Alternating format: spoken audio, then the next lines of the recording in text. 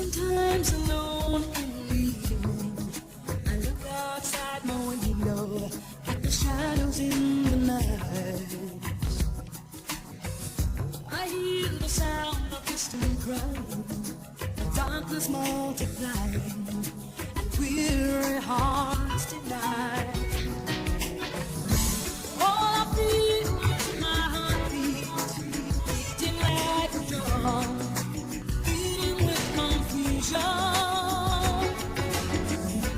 All I hear are the voices telling me to go, but I could never run.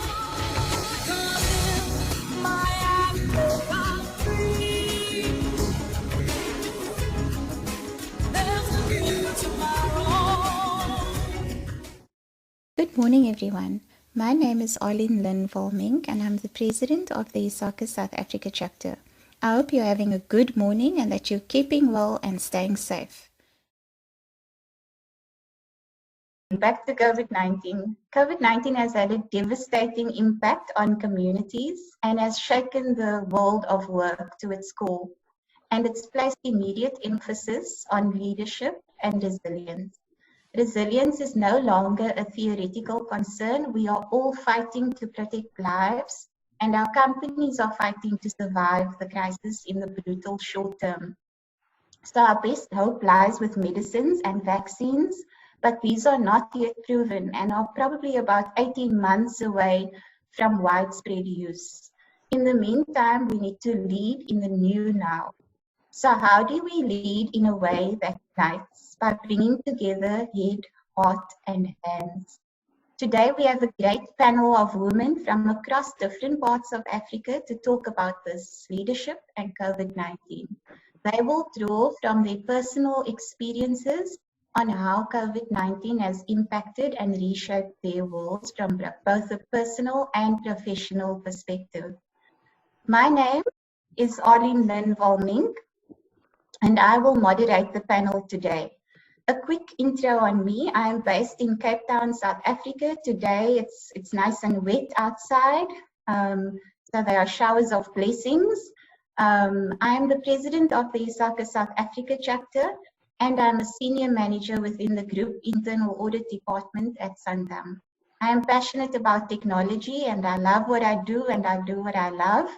And I'm also passionate about family, and I'm blessed with 3 families. At least my family at home with my husband and my kids, 4 and 6 years old, as well as my ISACA family and my Santam family. That's all about me. I'm happy to now introduce our panelists: Chipo, Majele, Dorine, Nalo, Ndeokwelu, Samari, Kakibale, Onalenna, Giddie, and Adjoa, Asamoah, more affectionately known as AJ. I will let each of them tell you a bit about themselves, and then we will get started with the discussion. We will have some time for Q&A at the end, and you can add your questions in the chat. Please participate. And then if we're not able to get to all the questions, we'll answer it after the session when we send your CPE email. So I hope you enjoy the session, and at this point I'll hand over to Chipo to introduce herself. All right, thank you for that, Arlene. So hello everyone. My name is Chipo Majele. I'm from Lusaka, Zambia. Though originally I come from Zimbabwe, got married to a Zambian gentleman 17 years ago. I'm a mother of 4 kids, 1 girl and 3 boys. I'm the current president of Lusaka chapter here in Zambia. I've actually been with the chapter since 2010, since 2011. I've been a member of ISACA since 2010, but a member of the Lusaka chapter board since 2011. I'm currently serving as the president. My day job, I'm an IT auditor with Zanaco, which is the Zambia National Commercial Bank. My main interest in terms of my profession is IT governance. I love IT governance. I love providing assurance. So this is something I've been pursuing for many years, and I'm glad I am at a place that I actually love. Outside of work, I enjoy gardening and farming. That's what I spend quite a lot of my weekends doing. Yeah, that's about it, Arlene.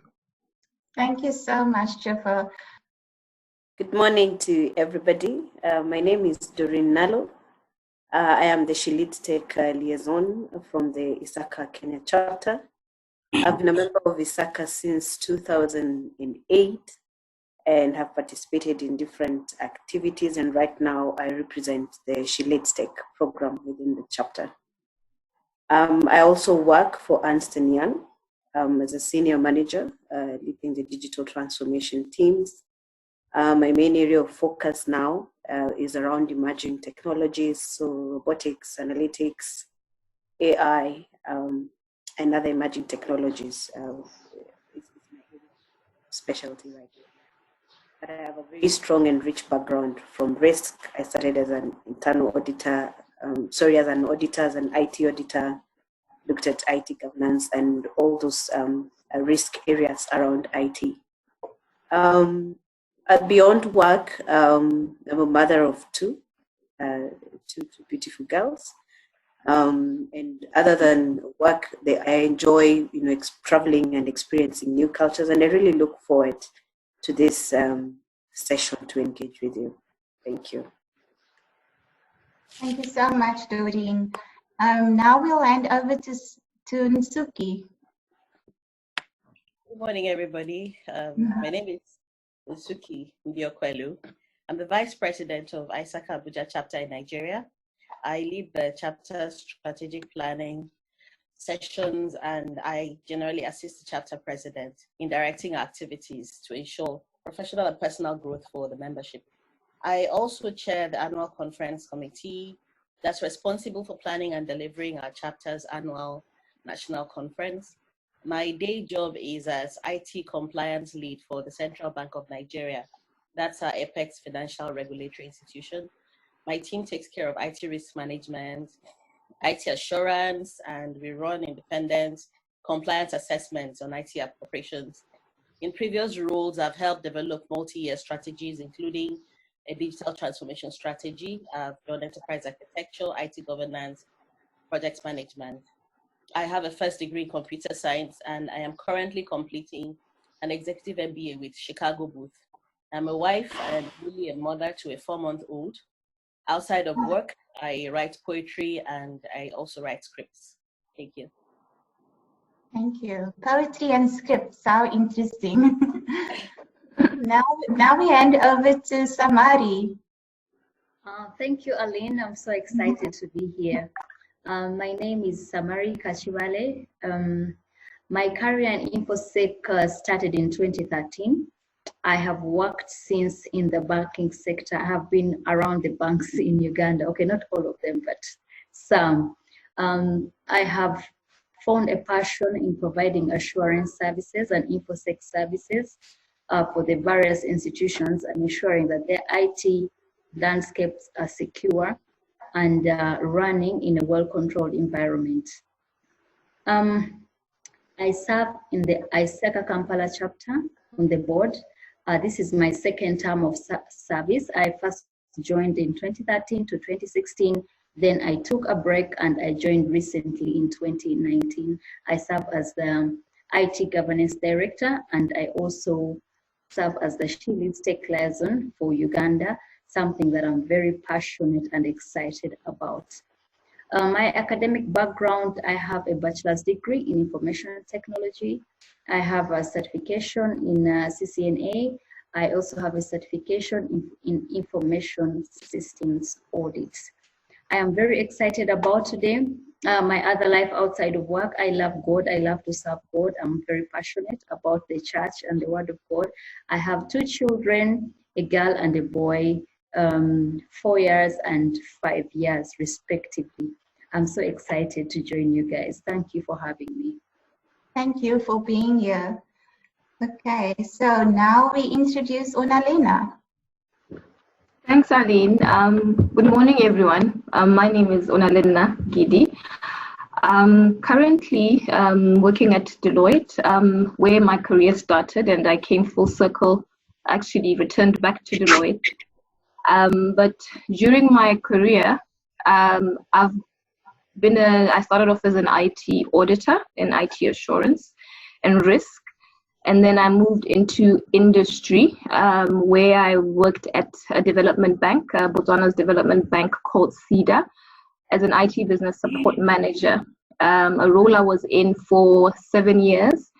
And there I was responsible for ensuring alignment between IT and business objectives, with a focus on ensuring that the strategy for the business is effected accordingly as per whatever the IT requirements are. And so as a result, I was responsible for rolling out SAP ERP across the 13 branches at the development bank. And in that role as well, I was tasked with IT risk assurance, project management, all sorts of service level management, etc. Then I also worked for a travel agency where I was responsible for travel operations and technology. My key focus as well continued to be in project management, rolling out systems implementations, but also ensuring IT assurance and advisory and risks that are actually managed and controlled. Currently at Deloitte, I'm back again in the IT assurance space. I also do strategic management because I have an MSc in strategic management. So I continue to look at areas around strategy, just as I did as an IT business support manager at the development bank. Currently the programs director for the ISACA Gaborone chapter here in Botswana. I'm returning to ISACA when the chapter was being formed some time ago. I was one of the founding members.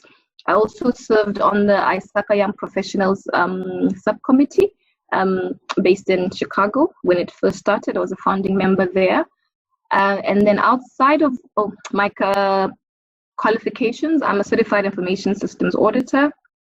I have an MSc in strategic management.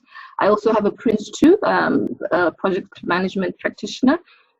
And yeah, that's what I can remember for now. So outside of work, I would say my interests are, I'm a mother of a 12-year-old boy. So I spend most of my time with him, raising him. And as well, I also volunteer. I have a children's program where we support the underprivileged in one of the communities that I serve in. I think and I'm very excited to be here. Thanks for having me, Eileen. That's it for me. Thank you so much. Then last but not least, we have from Accra, Ghana, AJ. Over to you. Hello, everyone. Thank you for having me. As you can see, I have a very short bio, but I'm going to speak quite a bit about myself. My name is Adjoa Asamoah. I'm the IT audit lead for the Central Bank of Ghana. I lead my team to review infrastructure, network development systems, basically all the applications, databases, and infrastructure that we use in the central bank. Unofficially, we do, what should I say unofficially, but we offer assurance services for management as well. We do post-implementation review for systems that have been developed. I have been a member of ISACA since 2010. Previously served as the chapter secretary and currently the Sheleadstech Liaison. Basically, we help or engage women in tech, trying to mentor them, let them find their path, and then also give them career guidance. I have a bachelor's degree in computer science from Ashesi University. I am CISA, CGIT, C-Risk, and CISM certified. I'm a mother of one, a 9-year-old who keeps me on my toes, not the other way around. Aside work, basically, I love to cook. I love to bake. I spend most of my weekends in the kitchen, trust me. And it's a sunny morning here in Ghana, and I'm hoping we'll have a fruitful discussion. It's good to join all of you. Thank you. Thank you so much, AJ. So for many of us, things are looking different across different parts of Africa. So I'd like to kick off the discussion with a brief, very brief description of how your country has handled the pandemic. Are your organizations working from home? Are schools out? Are the businesses closed? What does it look like where you are? Maybe we can start with you, AJ. Right. For us here in Ghana, we are taking guidance from the top. If I say from the top, I mean from government. A lot of measures have been put in place where government has indicated maybe restrictions on movement. There was a lockdown at a point for about 2 weeks. It was extended by a week. Within that period, only essential service workers had to go to work. For us at the central bank, obviously, we have to manage with our business continuity plan, identify those critical roles that have to go to work. Other than that, restrictions have been lifted. Teams are now working in shifts, okay? So that at any point in time, there are not so many people in the office. Of course, social distancing. So basically what we are doing here is following protocols that have been laid down by the government. In addition to that, internal processes have been reviewed. Our business continuity plan has been put into motion where we have a situation like this playing out. Who's supposed to be at work, what roles you're supposed to play. In addition to that, in as much as you might be in the house, you can work from home. Structures have been put in place to ensure that people can connect to networks securely, and then to be able to do work from home. Most of us work by Microsoft Teams, again, Zoom with your teammates, you can do discussions. There are WhatsApp groups being created to ensure that work is going on. So basically that's what we have in at the moment. Okay, thank you very much. That's very insightful. It's good to know what's happening across different parts of Africa. Onalenna, what does it look like in Botswana? Thanks, Arlene. In Botswana, actually, we're in what the government has termed phase 2 of our lockdown. I would call it extreme isolation, which started towards the end of April. For the first phase, we were all basically staying home. We're not allowed to, go outside without a permit, etc. So most businesses that could worked remotely. We worked from home. And all other businesses that couldn't, then just basically had to stop working. And then only essential services were the ones that were allowed to be out and about. So those are your various transport services, the retail, food retail services, etc. So it's only this week that last week that these measures were basically loosened. And we started having a return to work. Workforce, about 25% of the workforce has now been able to return back to their offices. Of course, they have to meet certain government requirements to be able to open up their offices again. And measures such as ensuring that they have temperature monitors, that they have sanitizers, that they keep registers of who comes in and out of the offices, that they keep social distancing recommendations in place in terms of how the office structures are set up, and so on and so forth. But that's only for 25% of the workforce. So in this coming week, we're going to get 50% of the workforce allowed back. And then the last phase of the lockdown, it'll be 100% of the workforce, which is going to be at the end of next week. So up until now, we've all been working remotely, like I've said, for those of us who can, and those who haven't been able to have been shut down. So the economy is opening back up again, and even movement for us as individuals, we won't be requiring permits anymore to be able to go to the shops or anywhere else from the end of next week. Thank you so much. So that, yeah. Thank you so much, Onalenna. Nsuki, is it the same in Nigeria? What does it look like where you are? Nsuki, there we go. In Nigeria, it's the same story, really. Our index case was on 27th of February, and there were different reactions from different states. We have 36 states in Nigeria, and the federal government made rules about the federal capital, Abuja, where I am, and our largest commercial center, that's Lagos. So other states had different approaches until most states recorded their index case. There was free movement. In Abuja, we were on lockdown for 4 weeks. It was lifted this week, but with a lot of restrictions. So there's movement now, but use of face mask and social distancing is now mandatory. In fact, you can get arrested if you're caught outside without a face mask. In Central Bank of Nigeria, before the government announced the lockdown, we took advice from our medical team, and IT department immediately implemented procedures for people to work from home. So right now, the bulk of staff are still working from home. We use Microsoft Teams for our meetings, any sort of collaboration. We have a skeleton staff on ground in the office, and we're gradually increasing them because now there's a lot more activity. There's more commercial activity as well. So it's much the same story. There's a greater dependency on technology generally, but for a lot of small and medium enterprises, there's not enough experience with IT solutions to run their operations.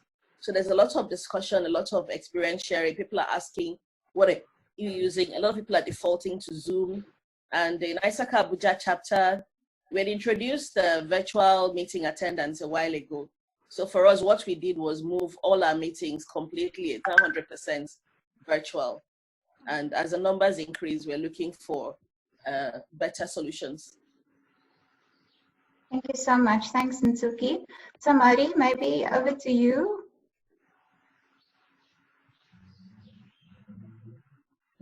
Thank you so much, Henry. And it's amazing to hear what's going around in the other African countries. Here in Uganda, we had the whole lockdown started around 18th of March. So we started, it was a phased lockdown. We had schools and all forms of gatherings, social gatherings, parties, burials, religious gatherings were suspended for a while. And a week later, we were all asked to go home. So a week later, it turned into a total lockdown. And that is what is still going on up to now. Close to 2 weeks back, the president did allow a few sectors to resume work, maybe factories, but still there are a lot of restrictions on movements. For you to move, you must have a sticker on your car that has been given to you by the Ministry of Transport and Works, and you must operate in standard operating procedures that have been laid out by the government. You must wear your masks, wash your hands, and social distance. A lot of people are really working from home right now. People are utilizing technology. People are using Microsoft Teams. People are using other enablers to share files and share work. On the positive note, this season has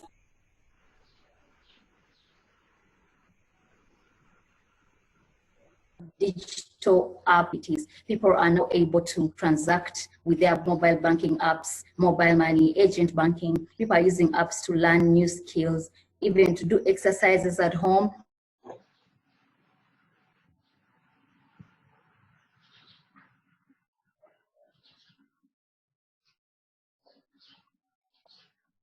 It looks like we've lost Samari for a moment.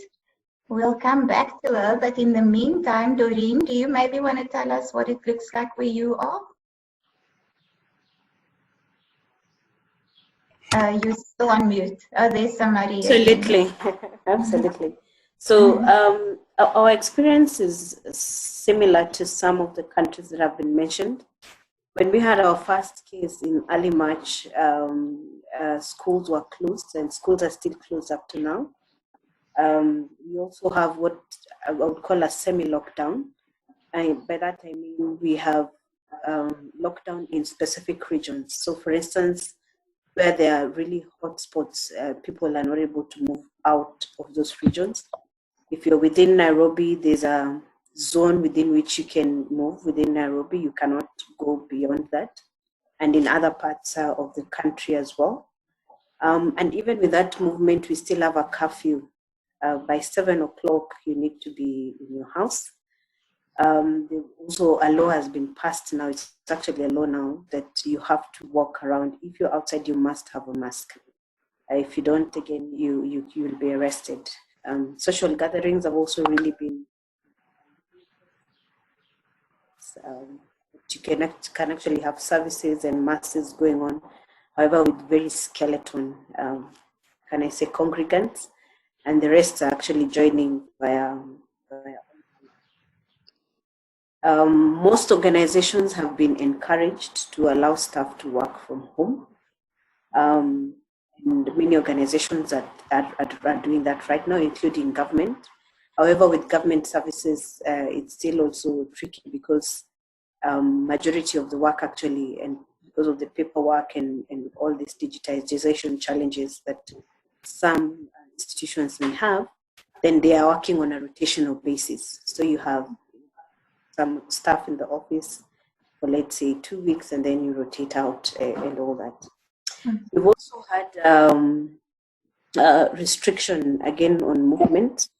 However, this has been lifted for what we call special services, that is medical personnel, personnel dealing in the retail sector, telecommunications sector, so engineers, and this is with the realization that connectivity is really key and has to be kept up. So people like engineers are able, and ICT technical staff are able to move around.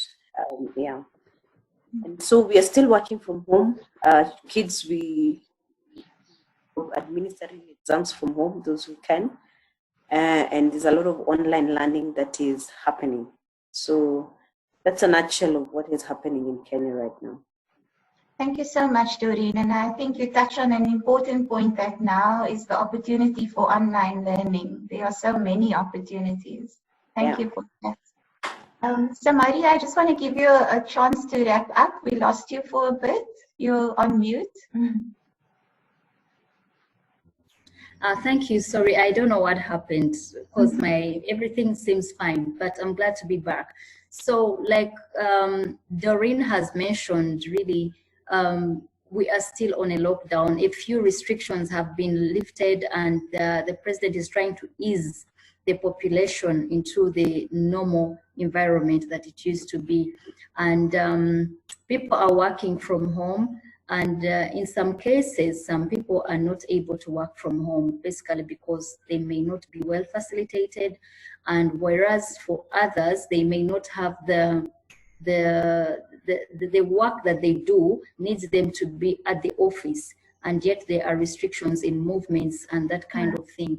So, but we are looking forward to having this to come to an end on Tuesday next week. We are very excited that we're going to come through this strong. Yeah. Thank you so much, and all the best for Tuesday. Thank you. Thank you.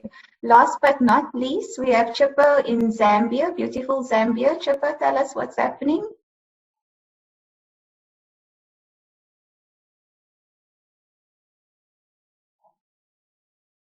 Have we lost Chipo? Sorry about that.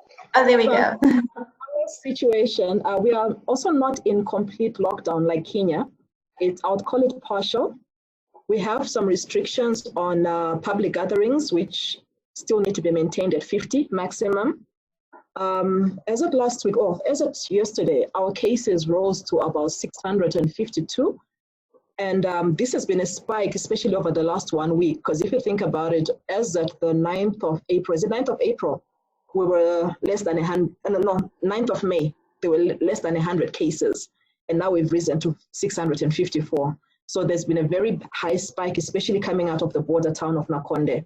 So in that particular town, the government has put a lockdown. So that particular town is actually on total lockdown.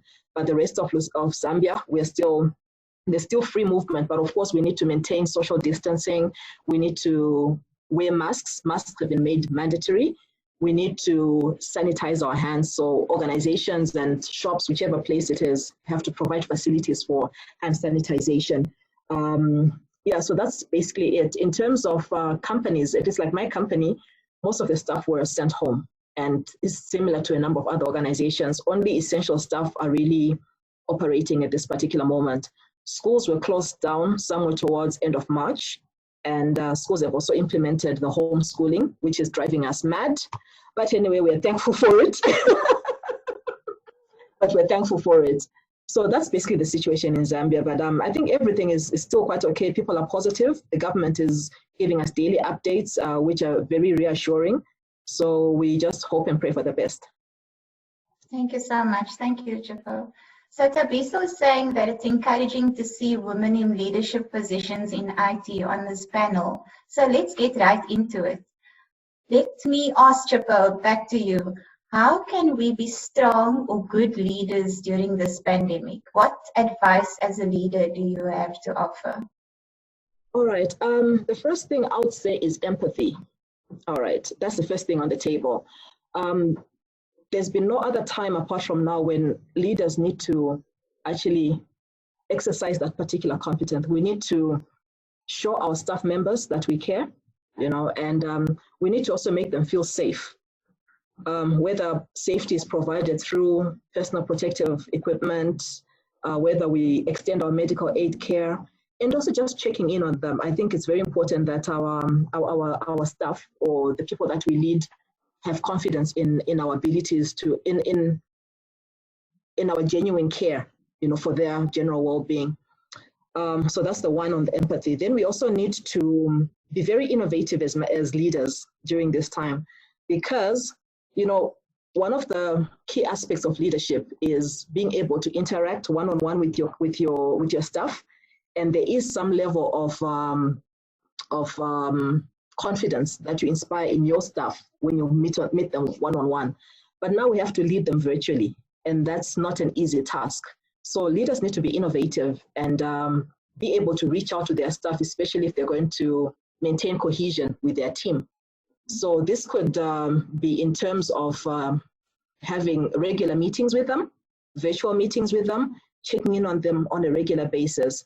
But of course, we also need to exercise some level of understanding in terms of situations. My situation could be different from Dorine's situation. I'm sitting at home with 4 children who are all doing homeschooling, online learning, and I still need to juggle work, school, and several other things that are going on at that time. So if we exercise that empathy, and understanding to see like situations are different, and I might not be able to deliver my task according to the schedule that you've provided. So it would be great if a leader provides me with autonomy and flexibility to determine how I will deliver on my tasks. So that, for me, that actually shows strength beyond what is usually normal in our leadership experiences. Thank you so much. That's very important points that you raise around empathy, autonomy, and flexibility. Thank you for that. Samari, on your side, what advice would you offer to be a good or strong leader during this period? Thank you so much. To add on to what my colleague has said, really, this is the time as leaders, we must, first of all, we must recognize that the most important resource is people and our teams and our employees. That's the most important resource that we have. And therefore, we must make sure that their physical, their emotional, and their financial well-being are catered for, because these are very important for them and for us as the leaders, and also as people submitted to other leaders. And a good leader is a listener. So we must listen to the environment, we must listen to the situation and connect with our teams at the level at which they are and understand. Because once we connect with them at this level, it will be easy for them to trust that we can lead them to the solution. And then also, we must understand the strength of our teams and the members on our teams. We have different people who have different strengths. This is not the time to give people huge plans to accomplish. Understand what everyone does best and let them do that. And that way you can be able to push your agenda forward as a leader. Fourth, communication. I can't say this enough. Communicate, communicate, communicate. Don't assume that people or your team members have understood what you have told them, because you're not having a physical interaction with them. It is important that your communication is clear, is precise, and you follow up with them to understand that what you have asked them to do, they really understand it. As leaders, give small achievable tasks to your team and follow up on them and make sure that they can be tracked. And also, most importantly, it is important that you lead yourself as a leader. Yeah, thank you. Thank you so much. That's an important one. I think we need another webinar to talk about self-care as well. Nsuki, over to you. What makes a good leader during this period? Yes, how can we be good or strong leaders during this pandemic? Well, I think a good leader goes beyond the work to overall well-being, and a strong leader communicates and leads people towards a vision. So it really depends on your role. Let me start from the home. This is a Sheleadstech session. In the home, you lead with rules and examples for others. You have to consistently follow them. Teach your people in your home a washing of hands, using a face mask when going out, cutting out all but necessary trips outside, and establish procedures for when you come back to your home to keep everyone safe, especially if you have your aged parents with you or if you have very young children in the house. Now, in the office, like my colleague said, now is a time to show empathy more than ever. In the office, I have to ensure that my team meets deadlines and that we deliver on our tasks while we're working from home. So there's a bit more consciousness about follow-up than I would normally do in the office. Apart from leaving messages, you have to follow up with calls. For women in particular, I'm very much aware of the fact that as long as you are in the house, there is no way that you won't be expected to take care of things in the home, even when you are on duty, even during work hours. And you have to understand that.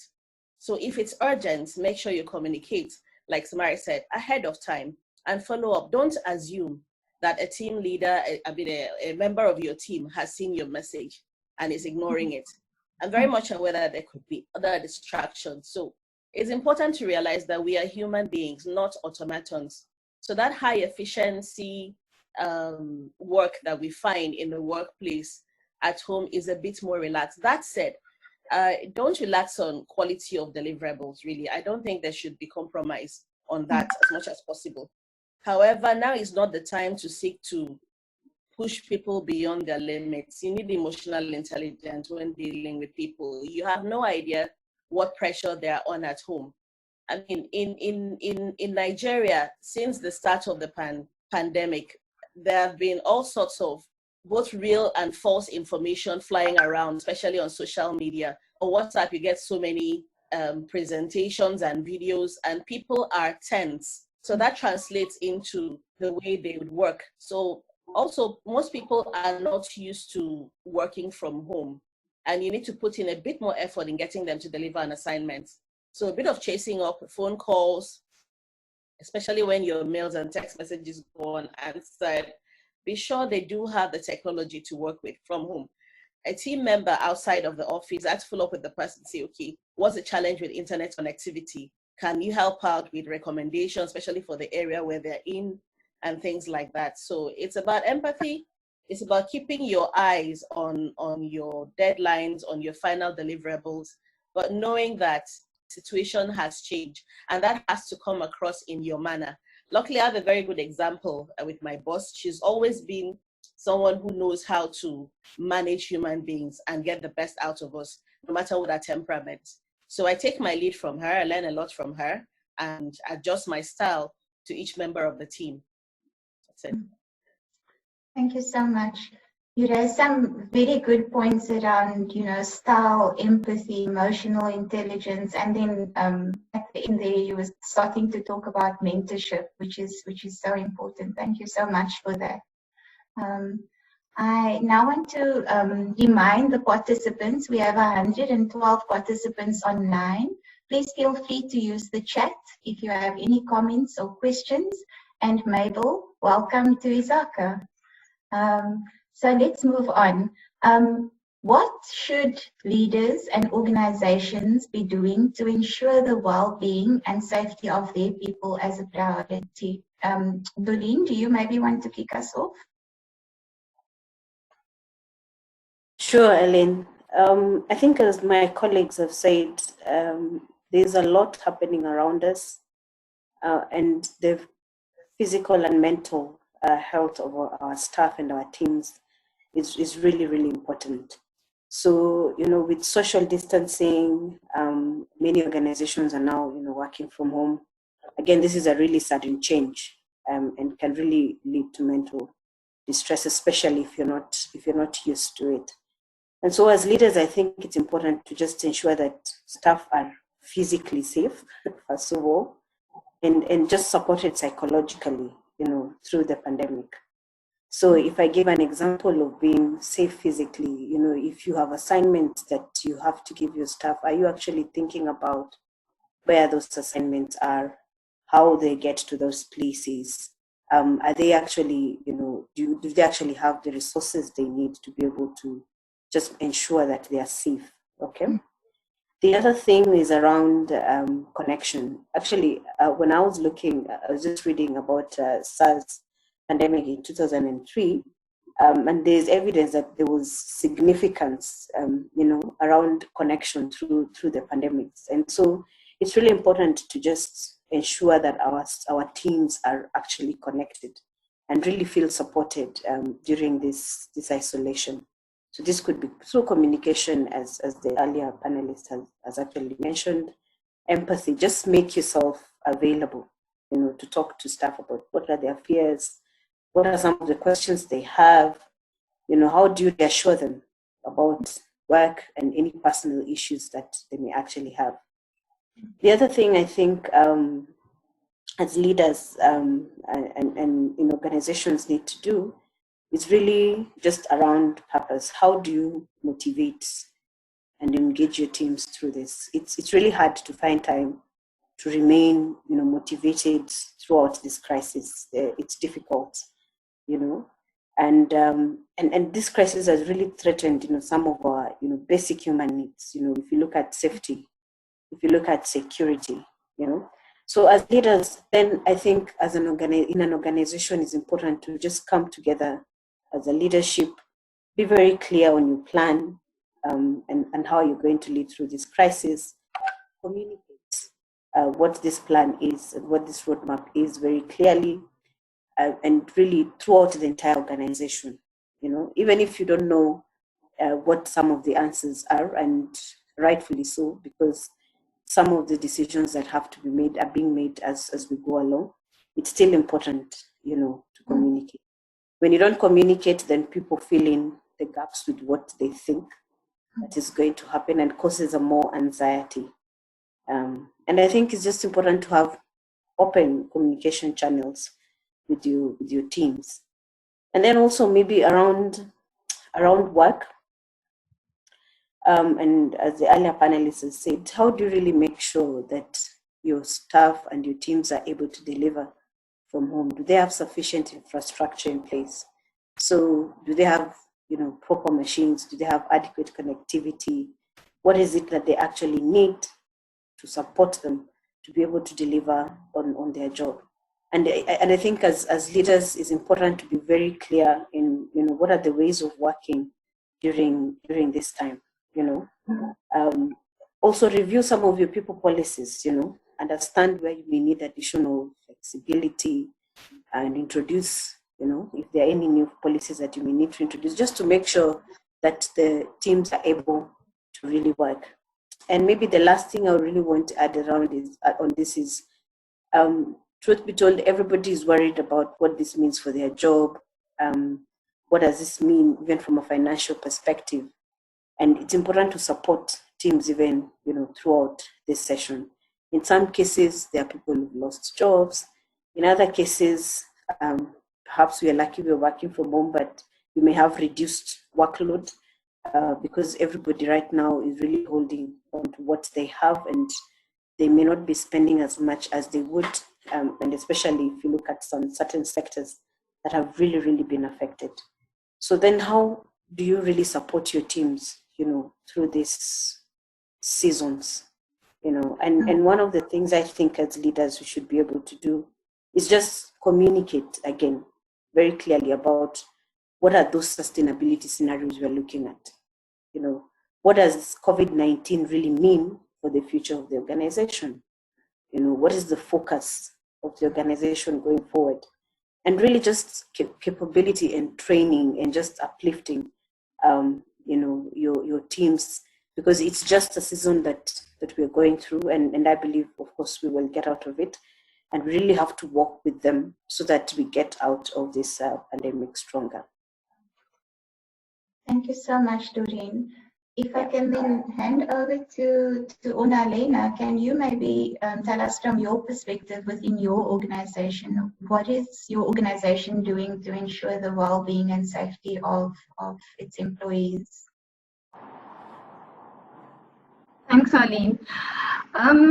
With us at Deloitte, what's happened is since the COVID-19 pandemic, or basically the crisis began, the office established a committee which was liaising between a liaison between the health department and us in terms of keeping up to date with whatever it is that's coming out as and when it unfolded. So I think that really helped a lot, because we were able to then get information directly from the responsible office.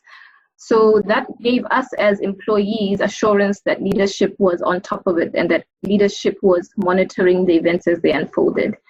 And then once we actually had the lockdown come down and we were all sent home, working remotely from the office, we were kept in constant communication. So like my fellow panelists have said, my colleagues have said, communication is key in terms of crisis, because people need assurance, staff need assurance. So we need to know what the leadership is planning and what the leadership is doing.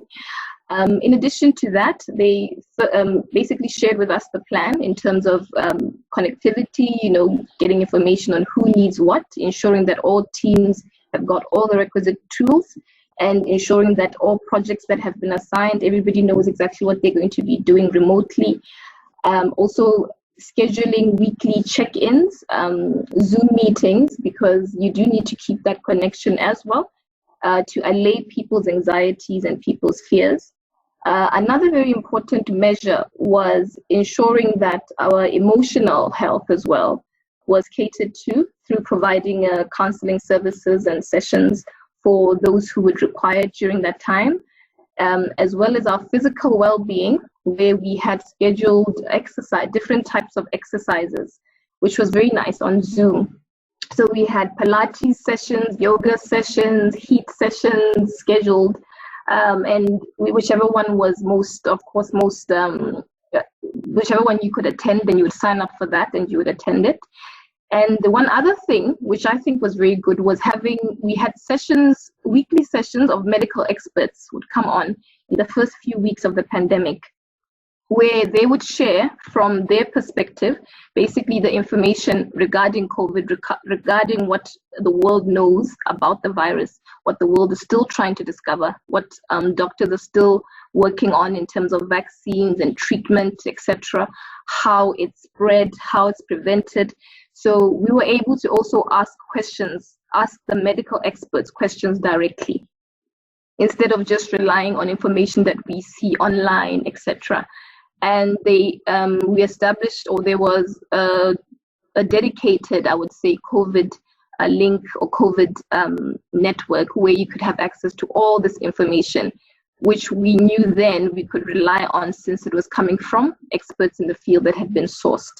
So I think overall, our organization did quite a good job of supporting us mentally, emotionally, physically as well, in terms of connectivity and in terms of course, exercise and staying fit.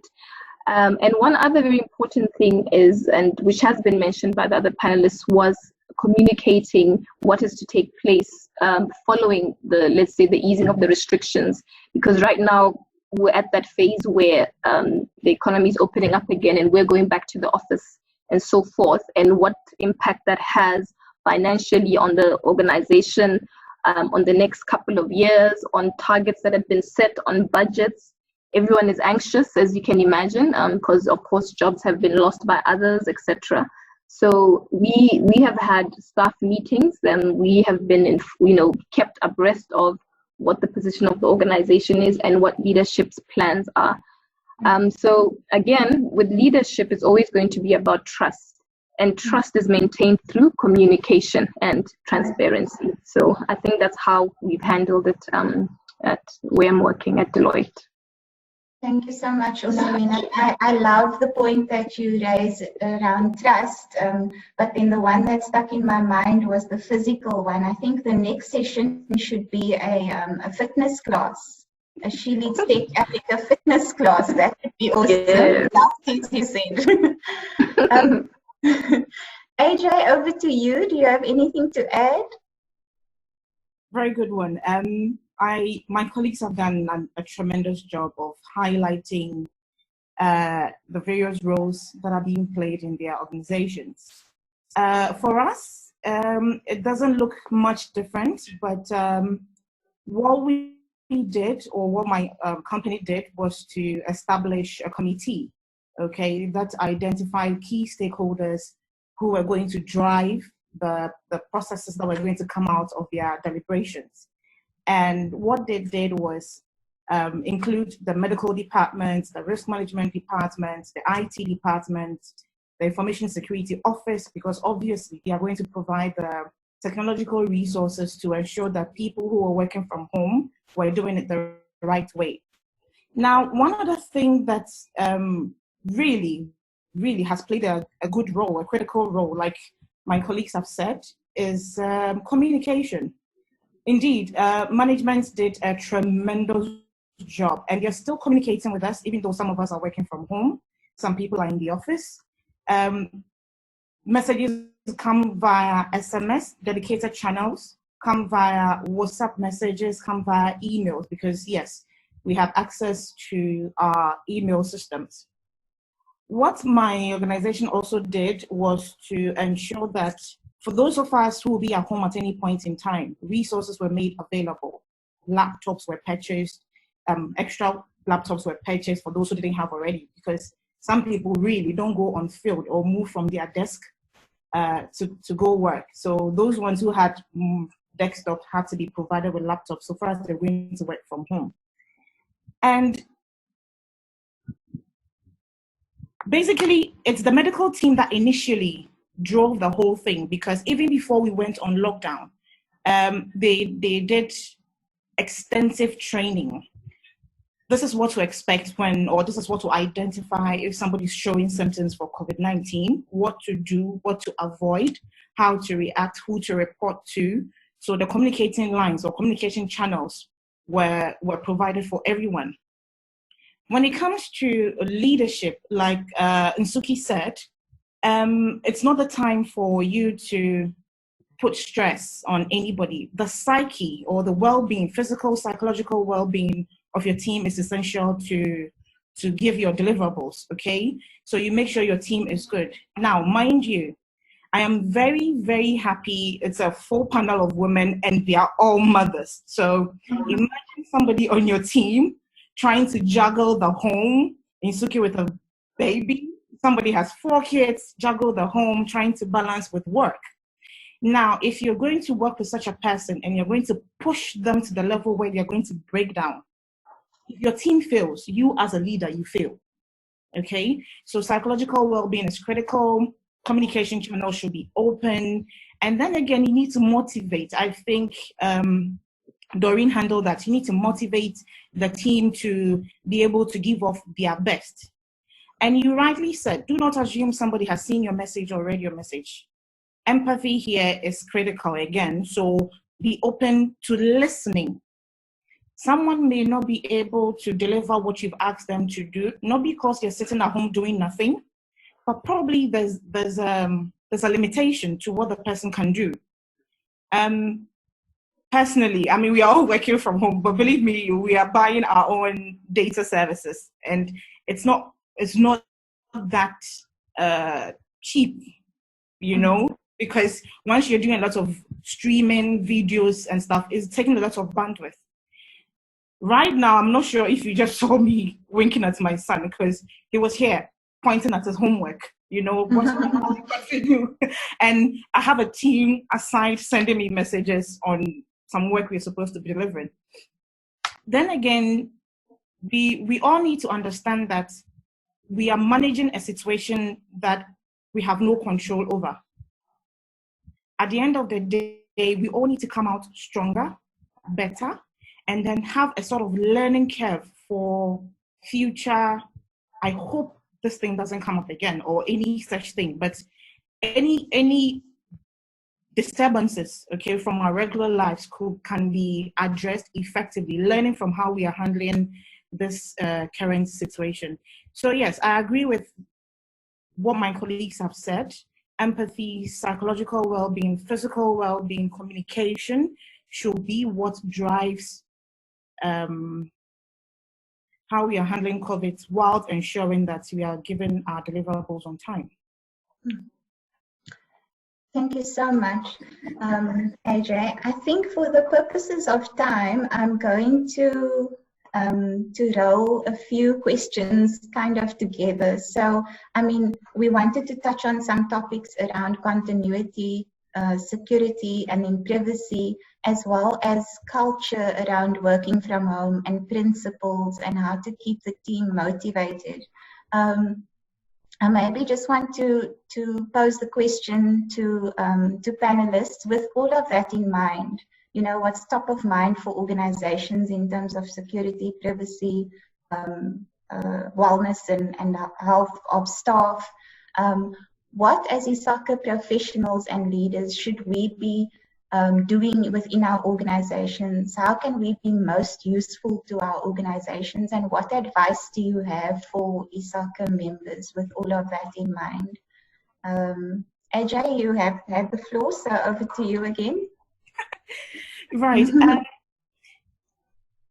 Technology has its own pros and cons. It's an enabler. But whilst enabling us to do our work, it also has its negatives. Okay, in an institution where, based on what you have in place, I would advise, if you cannot roll out, because security is essential, and your data, the work that you do, okay, if you don't want people to get access, because that is basically what is driving you, and you don't have that system in place, perhaps you can work offline. Okay, that is to safeguard. I've always maintained that there's no such thing as 100% security.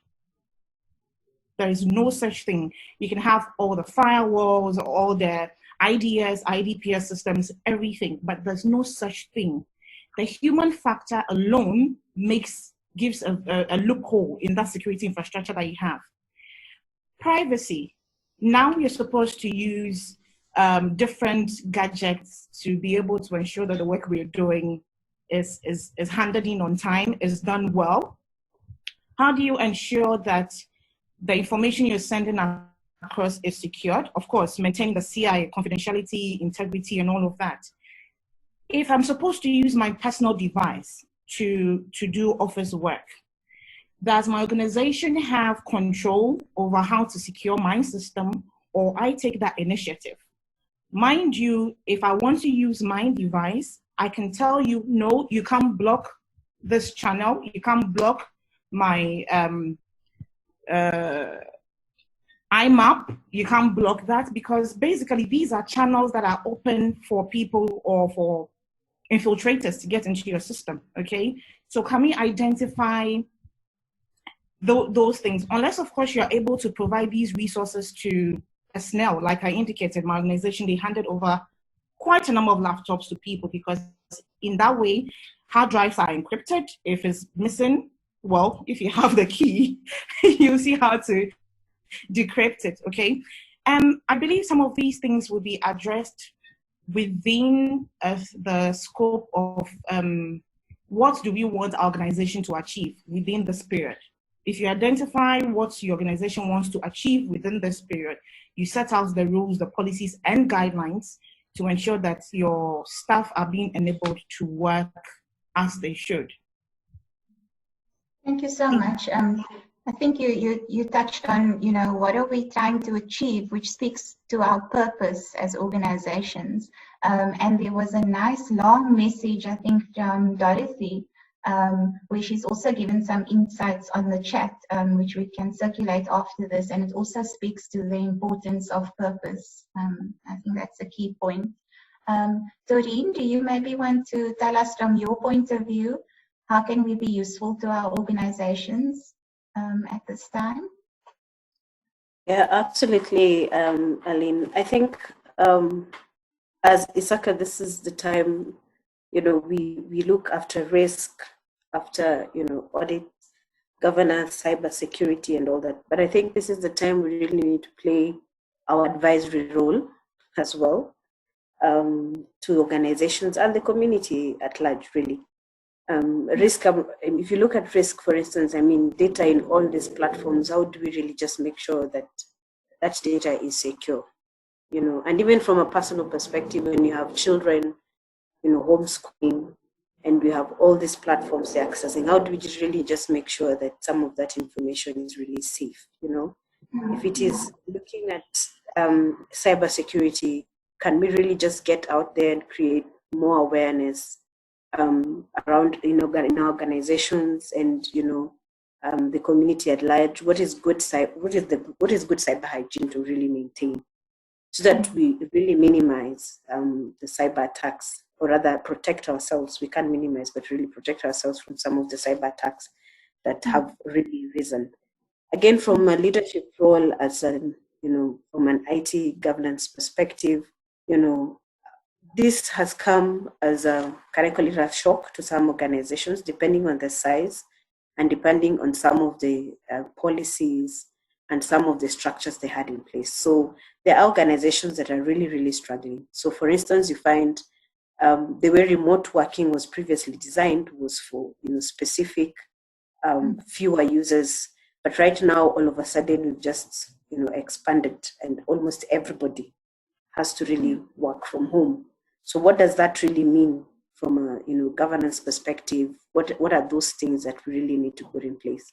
So I think as ISACA, as much as we play our role within our organizations, within our IT assurance, IT governance, cybersecurity roles, we also have a role to play, in the wider safeguarding of information and data assets in the community. Thank you so much, Dorine. And I'd like to remind everyone, I see there's 121 people online, that ISACA has a range of COVID-19 resources. So do look on the website. There are some around security as well, which is quite useful for us. Samari, over to you.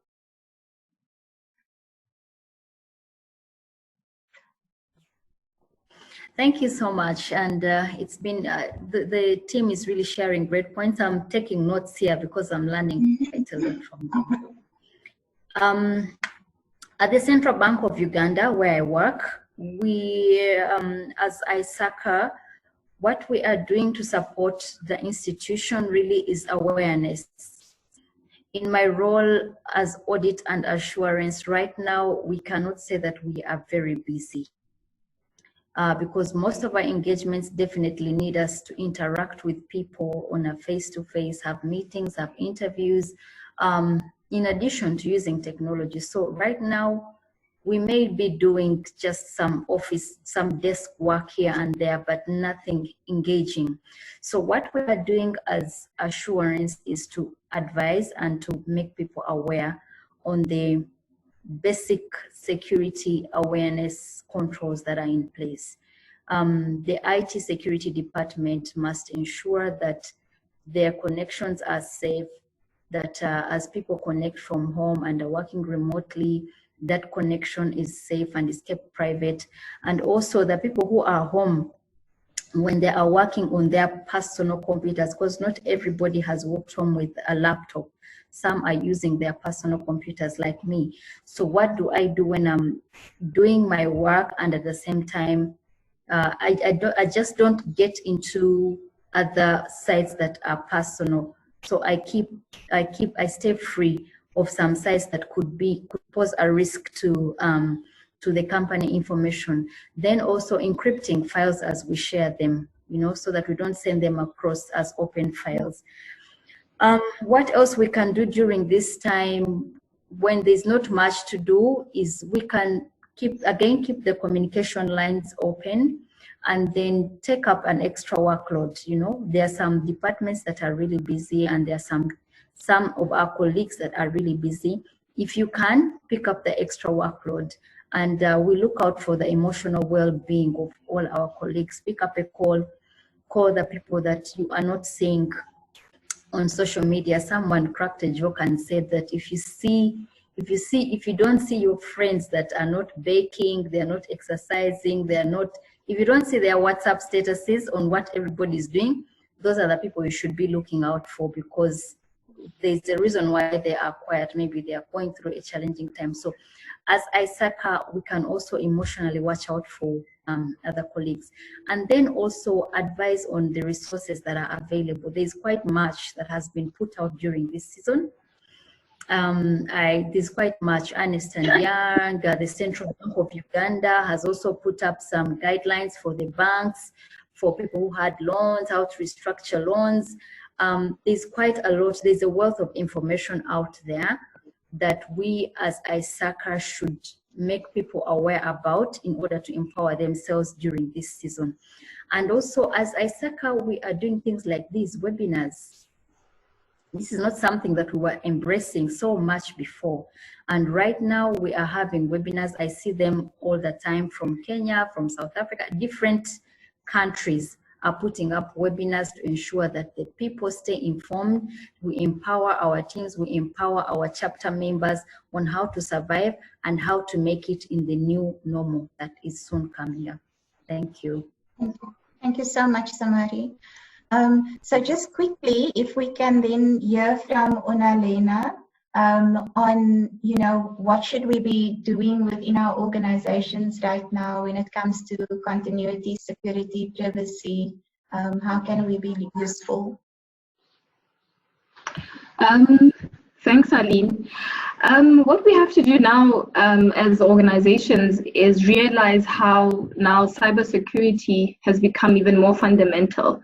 Since now the use of technology is rising, and it's going to continue to rise. As an example, here in Botswana, for the permit system, government had to implement very quickly on their website a mechanism by which people could log in and apply for permits to move within the country, the essential workers, the individual permits, etc. So what that means is that now it means the government department organization, wherever that's hosted, has opened itself up, if you will, to the world. And so cybersecurity becomes more of a concern now. So each organization needs to basically conduct a proper risk assessment. I mean, this is what we've always said as security professionals or IT security professionals. But what I've found in Botswana specifically, these concerns haven't always been noted as important or critical. So what COVID-19 has managed to do, which I guess you could say is one positive outcome, is now forcing organizations, and especially government, because government really is the leader when it comes to, or should be the leader when it comes to issues of cybersecurity, etc.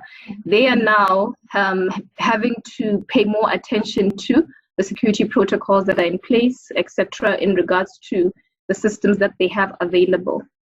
Now, this also applies to, I think one of my colleagues mentioned this earlier as well. Of course, now we have employees also connecting remotely from home. So as organizations, we now have to pay attention to those login security protocols, whether you have your VPNs in place, what kind of multi-factor authentication services and systems you have, Of course, each organization will implement what is best for them based on a risk assessment that should be performed in regards to the systems that are in place and in regards to the type of connectivity that's being provided. We also now have the issue of holding virtual meetings on cloud platforms. We've seen the security incidents that have taken place, for example, the violations through the Zoom application when everyone started using it at the same time. Of course, you always have hackers or those who are looking to compromise security will always be, at the same time as we as organizations try to implement measures in place to manage these risks, they are also looking for ways to circumvent whatever it is that we're trying to implement. So the incident with Zoom was a clear case or example of how we must always remember that as hard as we may be working as security professionals, we also have on the other side those who are looking to exploit the vulnerabilities and whatever the risks that are in place are. So that's why as organizations right now, it's very critical to assess your current, whatever security you have in place, your cybersecurity program. And one other thing that's often overlooked is also raising awareness, ensuring that your employees are well versed with the risks that reside out there, especially now if you have more employees connecting remotely as well. They need to be aware of basically, your phishing scams, your all sorts of types of ways that people can get access to their information and use it to log on and to, basically compromise the security of the system. So security awareness becomes even more key and more critical now when you have people logging in from outside or logging in remotely. You also have to look at your encryption measures, which I think one of my colleagues also mentioned earlier, because now you are sharing files. If you're working, let's say, with your Microsoft Teams platforms more now, as teams have to collaborate across, then you may be sharing files, etc. So make sure that your encryption protocols are in place. In regards to that, make sure that everybody is aware, again, like I'm saying, because we're not, everyone isn't always at the same level in terms of security awareness. And organizations typically, unless you implement, of course, a cybersecurity program or some sort of security program, those are the areas that you can miss out on. You may have all the software in place, but we all know from basically our experiences that social engineering is still one of the most effective ways of gaining access and violating systems security.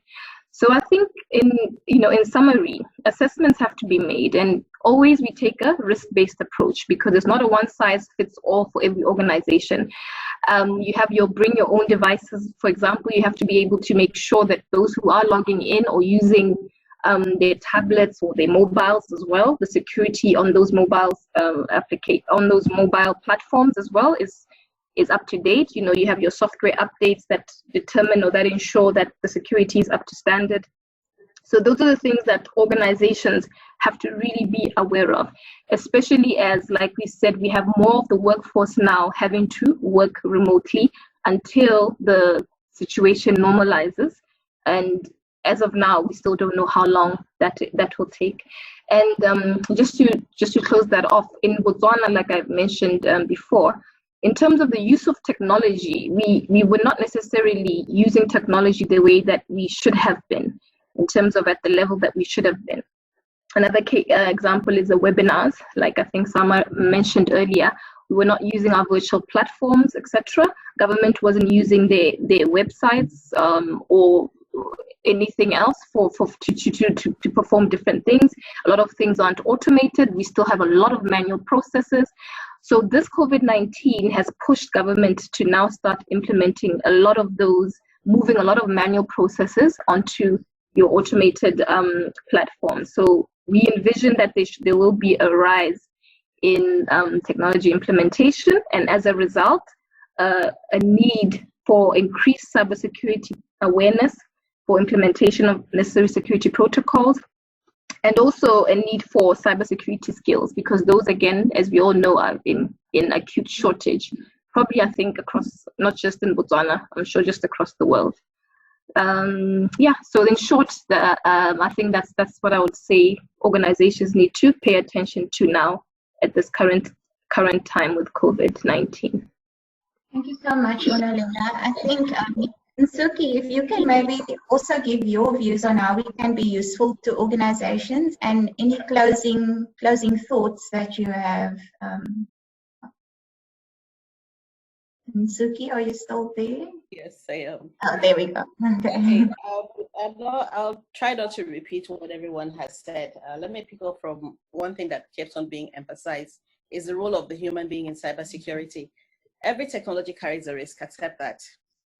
But the mindset before used to be human beings are the weakest link. Might suggest something that's been around for quite a while. Make your staff the last protection. In Central Bank of Nigeria, we were uniquely prepared for this, I would say. We had increasing cybersecurity awareness. We have a fantastic cybersecurity education program. I resumed work after 4 months of maternity leave. And I had one of the first things I saw was a reminder for my quarterly cybersecurity awareness training. And when I logged on to the platform, I was amazed to see it was updated, concrete examples of social engineering during a COVID-19 pandemic. And the message was, by the time a phishing mail or an attack, a cybersecurity attack gets to you, you are the last barrier between the hacker and your organization. So be the protection rather than, oh, you are the weakest link. I hope I'm being clear. So cybersecurity awareness, continuous education, and then every organization, no matter what the size, now should understand what business continuity is and should have it in place. If other organizations are not so prepared, quickly onboard necessary technology to support remote working. And that technology could be as simple as a cell phone. And I'm talking about micro-scale businesses. In real life, if a trader, now I'm talking as a Nigerian, if a trader has to travel, he will put someone in charge of his shop and he'll put someone to watch the person that's in his shop. So it's the same thing. You're away from your office for your health reasons. What can you quickly do to ensure that your business continues? In all of this, the human beings are the most important. As ISACA professionals, we carry the knowledge of what ISACA gives us to our offices, to our businesses. If we are involved in pandemic or disaster recovery or business continuity planning teams at this period, there's so many resources on the ISACA platform. And I've always encouraged everyone who's not an ISACA member to join. Information about IT, knowledge about IT is not limited to those that study computer science only. Everyone now needs it across the organization. So in Central Bank of Nigeria, we had an ISO 27001 certification. We've had it renewed every year for about 5 years now. We had support systems in place for remote working or working from home. They only needed activation. It's interesting that before this pandemic hit, we were joking about it in IT. Should we ask HR to allow us to trial remote working? What classes of staff would be allowed to? And then suddenly, boom, everyone has to work from home. And because of the constant training, disaster recovery testing, IT departments swung into motion, quickly onboarded everybody, rolled out the security systems that needed to be on work laptops. In using our individual laptops, we log on to a secure space where you talk with your colleagues and you exchange files. And on mobile phones, if you have to handle CBN work on your mobile phone, you need to download, we're using a security software, Mass 360. We've also had tremendous support from local OEMs when we needed to quickly get extra licenses. So for all employers, get your staff to safety and also emphasize mental health. I'll quickly touch on something else about medical checks. Is it part of, do employers have the right to ask employees about their health regarding COVID-19? Absolutely. A medical check and a medical report is part of onboarding process so that HR and in-house medical services can have your medical history. COVID-19 is not considered a private sickness. It's highly communicable. It's a global pandemic.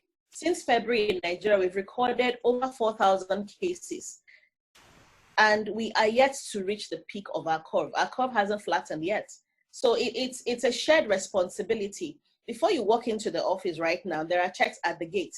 And since one of the indicators is a heightened temperature, the medical staff on standby to take care of it. So my health status, as far as the pandemic is concerned, is no longer a private matter. I mean, definitely they're not going to share the information with everyone. We have privacy procedures and rules around personal medical information. However, it is now a personal responsibility to remove yourself from the scene or accede to safety measures so that other people do not get sick. So I know we're running out of time. So thank you, yeah. so. Thank you very much, Nsuki. Yes, we are running low on time, so I'm going to just give Chipo the floor to give her thoughts in terms of how we can be useful to our organizations, and any closing thoughts or remarks. Sure, thank you, Arlene. So I will not repeat what my colleagues have mentioned, but I will not leave out the aspect of awareness. You know, awareness, IT security awareness is often considered a cliche thing. You know, yeah, we always talk about it. It's a tinkling cymbal in everyone's ear. But now more than ever before, this is the time that we need to reinforce this. And as ISACA members, we are privileged to have a bit more insight. We've got insight, we've got knowledge, we've got training on these areas, on information security, on risk management, on governance. And what we can do for our organizations right now is to be the ones in the forefront in terms of actually providing that level of assurance. I don't know who was it we mentioned earlier, I think it was Summer. For our internal audit department right now, we're not very busy. But what we have done is we have suspended our internal audit plan for the year. And what we're doing is we're providing active quality assurance on whatever initiatives are going on across the bank. And most of these initiatives are linked to COVID-19. So there's the crisis response team, there's the crisis response team. We've got staff who are actually working there, not to do the operational things, but to provide oversight and risk management. We have the advantage of understanding and seeing the emerging risks, and we also have deep knowledge on that. So we have been able to use that knowledge and expertise to guide our organization in the way that we really ought to go. So in the aspects of raising awareness, there's also been the aspects of what organizations need to do is, you know, as organizations have started scaling down on staff, or with staff working from home, including some organizations have also had to downsize, you'll find there's a very high risk of compromising controls. You know, we are weakening some of our controls or relaxing some of our controls, which now leaves a gap for information security for cybersecurity hackers to actually infiltrate into our networks. So it is very important at this time that we reevaluate our security defenses, check where our compromises could be, and actually be very honest in terms of our vulnerability. So if as an organization we do not have the tools or the resources, human and systems, to adequately secure our environments, this is when we can actually consider outsourcing some of these services, you know, and because there are companies out there that actually do provide security management services. So we can actually consider that as an organization. And as ISACA, we need to evaluate the competencies, evaluate exactly what's happening, and also provide that second and third layer of oversight to see what's actually happening and ensure that we are adequately covered. So that's my point without repeating what everyone else has. Yeah. Thank you so much, Chipo. Thank you so much. So there's time for one question, and I've been monitoring the questions. I think we'll answer some of them after the session, Charles, around how we're sharing information across countries, etc. But the one question from Jakes, and I think you're in Durban, in South Africa, he says, great discussion. What are some of the practices developed during the lockdown that you believe will continue to do to better staff engagement, work flexibility, and remote working after the lockdown? So post-crisis world, what are some of the practices that you think will stay? Anyone can answer? Chipo, it looks like you're answering. There we go. I think remote working will actually continue.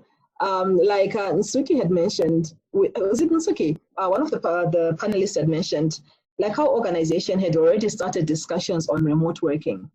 When it was first introduced as a concept, we thought it was impractical and it could never happen. It can never work in our environment.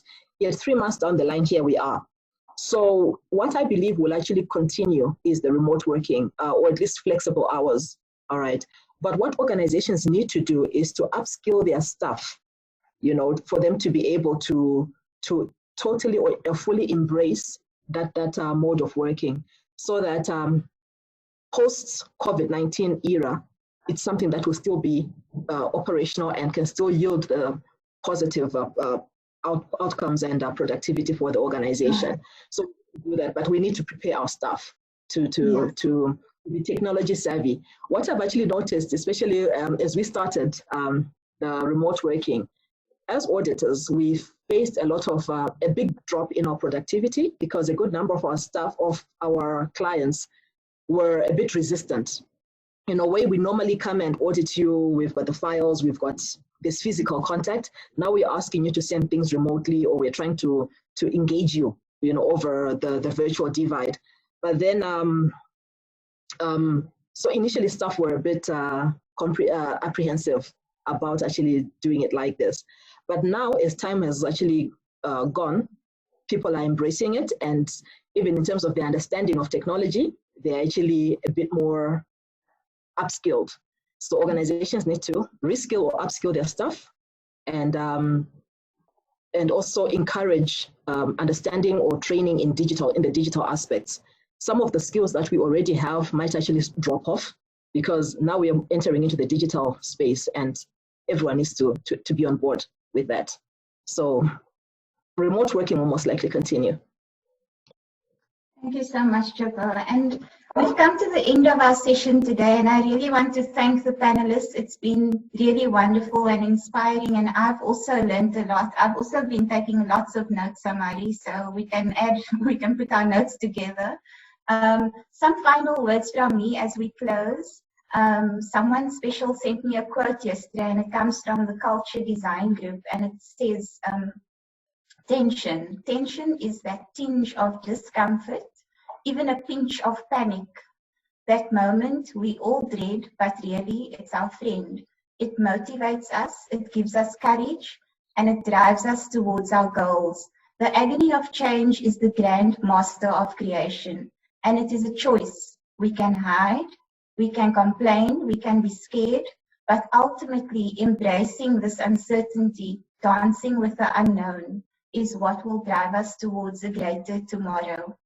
I think Dorine said earlier that this is a season that we are going through. We are going through this together, and we need to keep stronger together, keep united. Let's continue to support each other and uplift each other. We will overcome this. Thank you everyone for attending today. We had over 120 attendees. I think it was an awesome session. Have a blessed day further. Stay healthy, and God bless. Thank you. Thank you very much. Bye-bye from me. Thank you. Thank you, Arlene. Bye.